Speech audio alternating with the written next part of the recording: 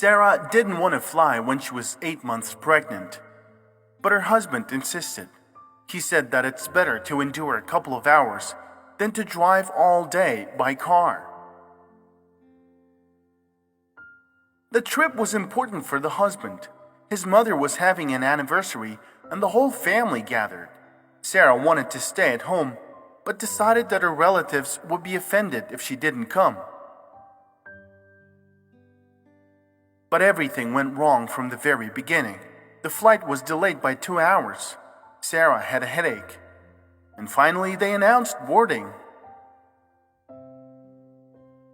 Sarah wasn't comfortable on an airplane seat. She wanted to stretch her legs, but there was little space between the chairs, and a woman was sitting in front of Sarah and spoke in a foreign language. Sarah has always been friendly to foreigners, but today it was the last straw. "What's going on?" she said loudly to her husband. "It's just disrespectful. They come to America and they keep speaking their own language. Maybe they're up to something bad, or they're calling me names." Sarah added that she respects all people's cultures, but you can't impose your culture on other people in a foreign country. The woman in front of her didn't say anything back. Sarah felt silent. The baby in her belly was moving, and she felt the seat beneath her become wet. She was frightened. Her water broke. The flight attendant said the pilot is requesting an emergency landing, but that this will not happen until an hour later.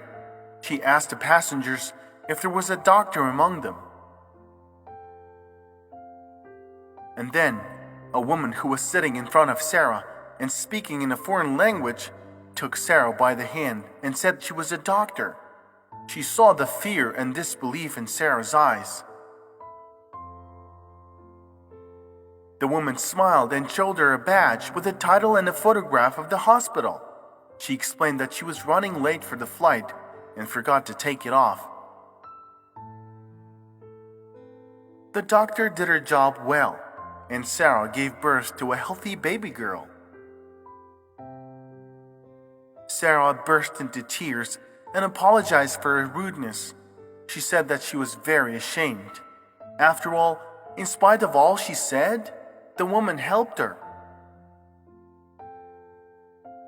The doctor smiled and replied that she understands how speaking in a foreign language must have looked to Sarah.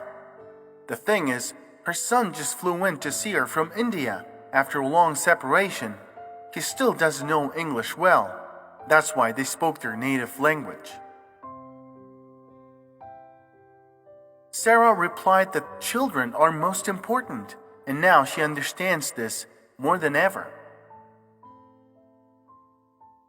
"I don't hold a grudge against you, and I understand in what state you were, and I hope that in the future you'll be more tolerant and kinder to strangers, and you won't judge people without knowing the truth."